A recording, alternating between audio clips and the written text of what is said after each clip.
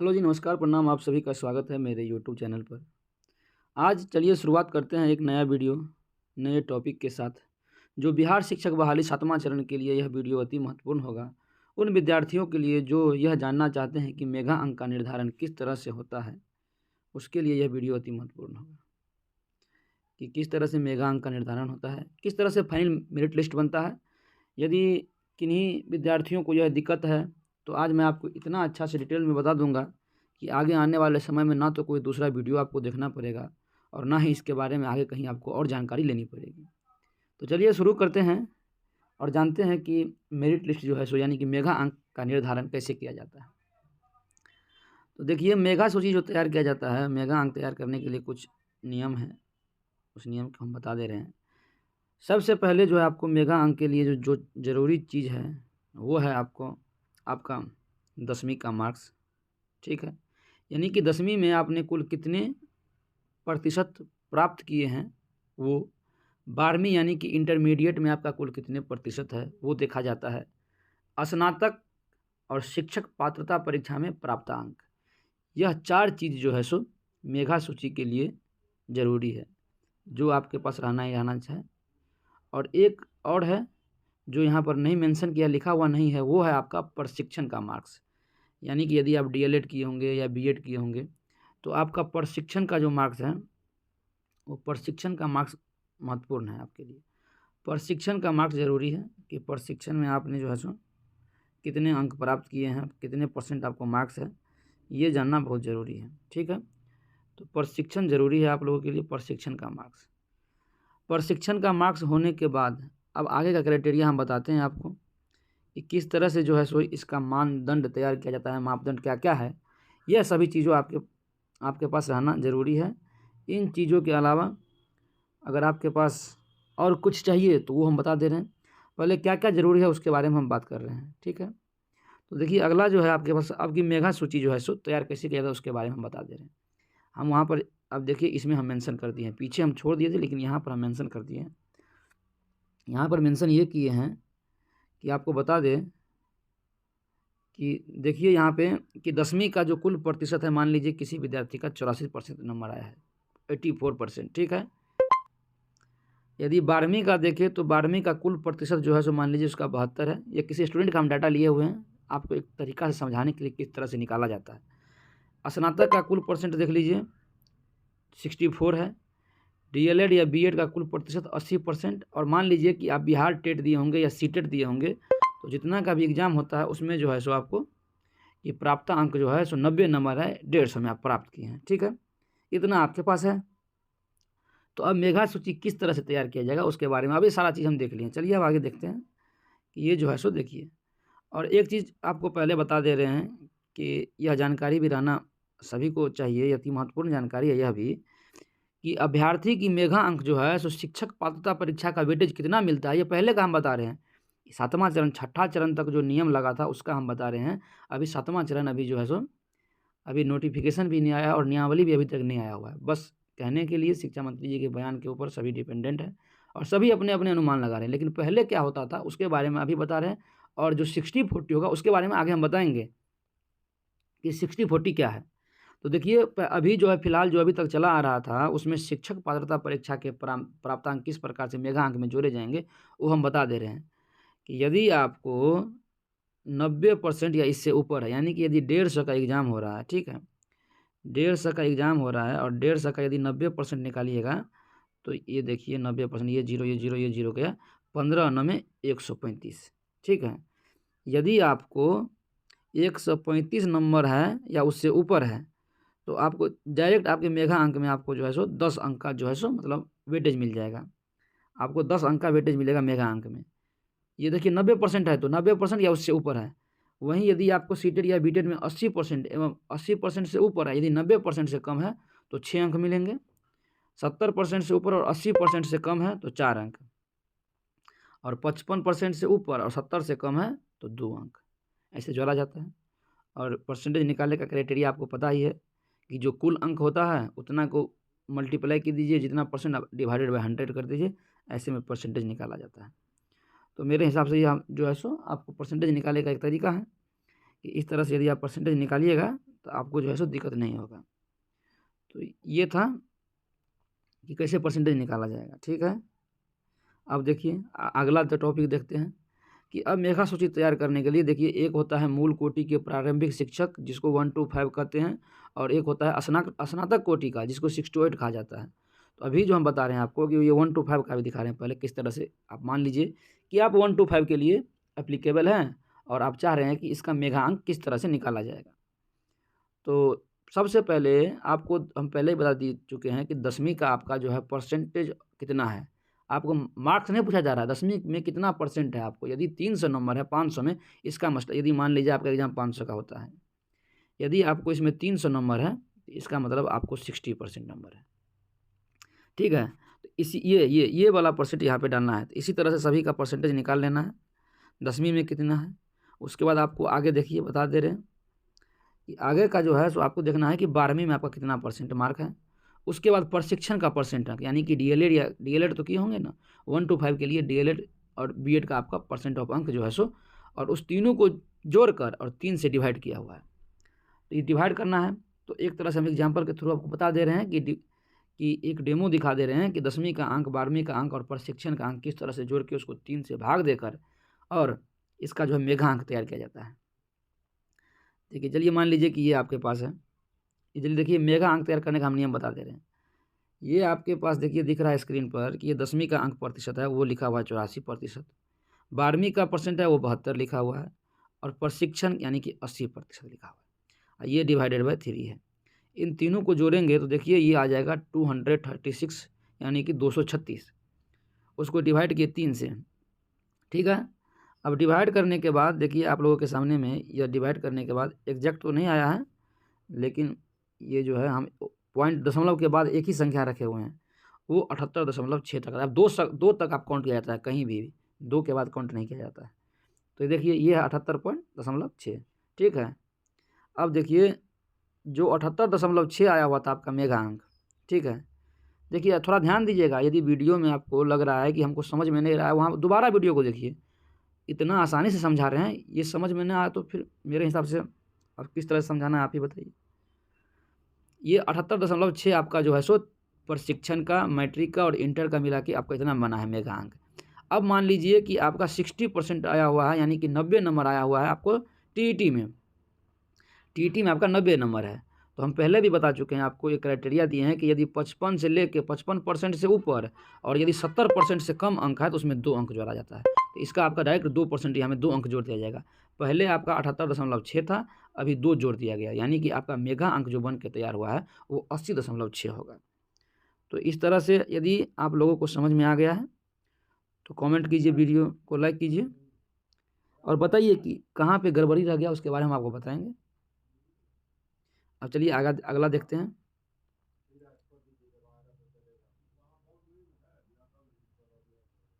अब चलिए देखते हैं मेघा सूची जो है सो अब स्नातक कोटि के लिए, ये 6 to 8 के लिए होता है। ठीक है, हम यहीं आपको बता देते थे अभी शुरू में, ये 2 तरह का होता है। अभी हम 1 to 5 और 6 to 8 का, ये 6 to 8 के लिए हम बता रहे हैं अभी। ठीक है, इसको जो बोला जाता है स्नातक कोटि के प्रारंभिक शिक्षक नियोजन हेतु, यानी कि 6 to 8 के लिए चीज़ बताया जा रहा है आपको। अब चलिए देखते हैं, अब इसमें जो है सो कैसे मेगा अंक तैयार किया जाएगा। आपको 10वीं का अंक, 12वीं का यानी कि इंटर का, स्नातक यानी कि ग्रेजुएशन और ट्रेनिंग यानी कि प्रशिक्षण का परसेंट ऑफ अंक, और सभी को जो है सो 4 से डिवाइड कर देना है। ठीक है, इस तरह से जो है सो 6 to 8 के लिए जो है सो आपको मेगा अंक मतलब निकाला जाएगा। अब देखिए स्नातक कोटि के प्रारंभिक शिक्षक नियोजन हेतु जो है 10वीं के, ये जो आपके सामने दिख रहा है, ये 10वीं के परसेंटेज ऑफ मार्क्स है, ये 12वीं के हैं, और ग्रेजुएशन में 64% और प्रशिक्षण में 80% डिवाइडेड बाय 4। अब डिवाइड इस तीनों का योग है 300 हो जाएगा, डिवाइडेड बाय 4 यानी कि 75 आपका जो है सो बना है अभी तक का अंक। ठीक है, ये 75 बना। अब देखिए कि इसमें शिक्षक पात्रता परीक्षा का अंक कैसे जोड़ा जाता है। ये 75 आपका बन गया। ठीक है, अब मान लीजिए कि शिक्षक पात्रता परीक्षा में आपको जो है 105 नंबर है, यानी कि 105 का मतलब 150 में 105 है। इसका मतलब हुआ कि ये 70% है। आप देख भी रहे हैं यहाँ पे लिखा हुआ है 70%, ये हो गया 70%। ठीक है, ये हम पेपर 2 यानी कि 6 to 8 के लिए बता रहे हैं। ठीक है, ये आपका 6 to 8 के लिए बताया जा रहा है कि 6 to 8 में जो है सो किस तरह से होता है। तो यदि आपका नंबर 55, हम तो बता दिए कि 55% से ऊपर 70% से कम है तो 2 अंक, यदि 70% से 70 या 70% से ऊपर और उसके नीचे जो एक क्राइटेरिया बताए थे कि 90% से 80% से कम है, तो उसके लिए है 4 अंक है, 80% से कम, तो इसके लिए आपको 4 अंक मिलेगा, क्योंकि ये 70% है। 105, 150 का 70% निकालिएगा, 150 का 70% निकालेंगे यदि, तो देखिए 150 गुणे 70/100 निकालेंगे, ये कट गया, 1500 तो 105, यानी कि हाँ एग्जैक्ट ये 70% है 150 का। तो आपको यह भी दिक्कत समझ में आ गया होगा कि किस तरह से अंकों का जो है सो निर्धारण किया जाता है। अब देखिए आपके पास मेगा अंक अब आपका मेगा अंक बनेगा। पहले आपका 75 था, ठीक है। अभी जो है आपका 4 जो है आपको शिक्षक पात्रता परीक्षा के प्राप्त अंक में जो है सो क्राइटेरिया में 4 अंक मिलेंगे, यानी कि आपका जो मेगा अंक है वो 79 बन के तैयार होगा। तो इस तरह से है ये पुराना छठा चरण में जिस तरह से बहाली हुआ। अब आपको चलिए ये बताते हैं कि मेघा सूची जो है सो अभी नया 7वां चरण में जो नियमावली का अफवाह है, अभी तक कोई ऑफिशियल नोटिस नहीं आया हुआ है, बस एक तरह से कहा जा सकता है कि अनुमान पे ही सारी बातें हो रही है, कोई एग्जैक्ट जानकारी नहीं है किसी के पास। तो उसी को बोला जाता है कि अभी जो वर्तमान में जो बोल रहा है कि आपको जो इसका भी वेटेज दिया जाएगा, सीटेट का वेटेज पहले भी दिया जाता है, ऐसा नहीं है कि नहीं दिया जाता है, दिया जाता है, बीटेड हो या सीटेट हो वेटेज दिया जा रहा था। लेकिन फिलहाल जो बोल रहा है कि 60-40 के तर्ज पर जो है इस बार जो है सो आपका नियोजन इकाई जो बहाली करेगा उस पर आपका मेघांक बनेगा। 60-40 का मतलब हुआ कि 60% वेटेज जो है वो आपके सीटेट या बीटेड के अंक के होंगे, यानी कि जो आप अंक प्राप्त करेंगे उसका जितना भी परसेंट होगा उसका 60% वेटेज मिलेगा आपको पात्रता परीक्षा का, और 40% वेटेज जो है आपका एकेडमिक का, यानी कि जो आपका इंटर, मैट्रिक और प्रशिक्षण के मार्क्स को जोड़कर 3 से भाग दिया जाता है उसका 40% मिलेगा। तो चलिए देखते हैं किस तरह से निकाला जाता है नया इस तर्ज पे। यह 60-40 की तर्ज पे हम बता रहे हैं, आप लोग भी निकालना सीख जाइएगा, बहुत आसान तरीका है निकालने का। देखिए 60-40 के तर्ज पे किस तरह से मेगा अंक बनेगा उसके बारे में आप बता दे रहे हैं आपको। यह बहुत आसान है, कोई मुश्किल नहीं है। देखिए सबसे पहले आपके पास ये जो है पेपर 1 के लिए है, यानी कि मूल कोटि के लिए है, पेपर 1 के लिए है, ठीक है। 1 to 5 के लिए आपको जो है सो 10वीं का मार्क्स, 12वीं का और ट्रेनिंग का परसेंट अंक, उसको जो है सो 3 से भाग देना है, और ओवरऑल को 0.4 यानी कि 40% जो बोल रहे हैं उसका 40% का मतलब हुआ 40/100। तो जो ही इसको अगर कैलकुलेट करेंगे तो वो 0.4 आ जाएगा, ठीक है। तो इससे घबराना नहीं है कि 0.4 कैसे लिखें, वो बता दिए हैं कि कैसे लिखना है। जब 40% को कन्वर्ट करेंगे तो वो 0.4 हो जाता है। तो आपको बस कुछ नहीं करना है, पहले की तरह ही सारा नियम है जो पिछले बार था, बस जो आपका परसेंटेज आ रहा है उसको 0.4 से मल्टीप्लाई कर देना है, प्लस टेट यानी कि किसी भी टीईटी का एग्ज़ाम दिए हैं या सीटेट का एग्ज़ाम दिए हैं उसका परसेंटेज ऑफ अंक, यानी कि अंक नहीं परसेंटेज ऑफ अंक। यदि आपको 105 नंबर है तो आप यहाँ पे 105 को 0.6 यानी 60% इसका नहीं निकालेंगे, आपको परसेंट निकालना है, यानी कि 105 जो है वो 150 का 70% है, ठीक है। 70 को गुना करना है 0.6 से।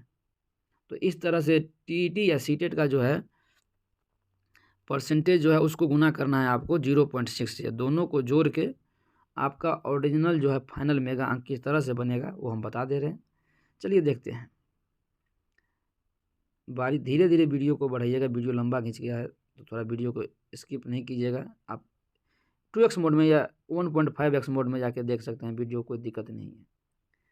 तो देखिए ये तो पहले ही बता चुके हैं ये चीज़, अब बस ये निकाल लिए, पहले ये नियम था उसमें 0.4 से मल्टीप्लाई नहीं करना था, इस बार 0.4 यानी कि 40% आपको जो है सो एकेडमिक यानी कि 10th 12th और ये प्रशिक्षण में कितने मार्क्स है, यदि इसको कैलकुलेट करेंगे तो 31.4 आ रहा है, ठीक है, 31.44।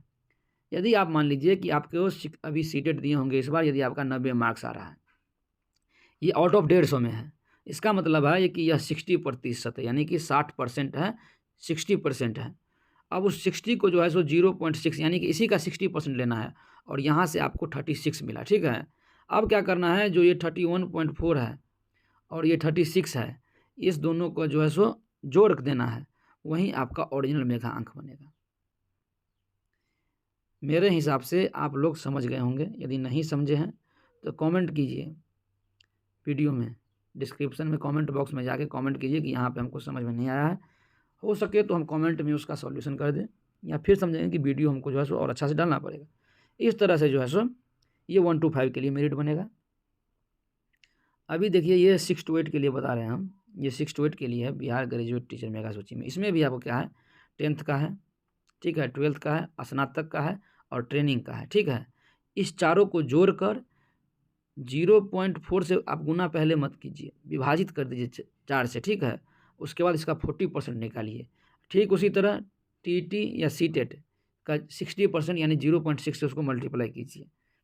अभी दिखा देते हैं। और ठीक उसी तरह जो है सो हम आपको एक चीज़ और बता दे रहे हैं कि आप यह सोच रहे होंगे कि पीछे में बोले थे कि अगर 6 to 8 है तो 4 से भाग देने के लिए यहाँ पर 3 से ही भाग क्यों दिए हैं। तो एक BA ED होता है, एक BSc ED होता है, यानी कि ये दोनों जो है सो 4 साल का कोर्स होता है। एक आपका ग्रेजुएशन भी उसी में कंप्लीट हो जाएगा और ट्रेनिंग भी उसी में। इस तीनों को जोड़कर 3 से डिवाइड कर देना है और 0.4 से मल्टीप्लाई करना है, जो आपका अंक आएगा। फिर सीटेट का जो आपका परसेंटेज है उसको 0.6 से मल्टीप्लाई करके दोनों को जोड़ दीजिए, वहीं आपका हो जाएगा मेगा अंक। यही है 60-40 फार्मूला। अब हमें लगता है कि हम तो अपनी तरफ से बढ़िया बताए हैं, आप लोगों की समस्या दूर हो गई होगी। यदि फिर भी कोई समस्या है, हम बार बार करें, यदि आप लोगों को फिर भी कोई समस्या है तो आप जो है सो चैनल को सब्सक्राइब कर लीजिए, तभी समस्या मेरा नया नया वीडियो आप देख सकते हैं। यदि समस्या है आपको तो आप कमेंट बॉक्स में जाके कमेंट कीजिए कि यहाँ पर यह दिक्कत है। यदि मेरे बोलने में भी कोई दिक्कत है तो वो भी बता दीजिए, उसमें भी हम सुधार करेंगे। यदि वीडियो की क्वालिटी में कोई दिक्कत है तो वो भी बता दीजिए, उसमें भी सुधार करेंगे। यदि यह वीडियो आपको अच्छा लगा हो कि आपको सही इन्फॉर्मेशन मिला है, सटीक जानकारियाँ मिली है, तो मेरा आपसे विनती है कि हमारे चैनल को सब्सक्राइब कीजिए और वीडियो को लाइक कीजिए, शेयर कीजिए, ज़्यादा से ज़्यादा लोगों तक भेजिए। और इस तरह से जो है इस बार 7वां चरण में जो है बोल रहा है 60-40 का जो है सो वेटेज मिलेगा, उसी के बारे में हम बता दिए आपको पहले।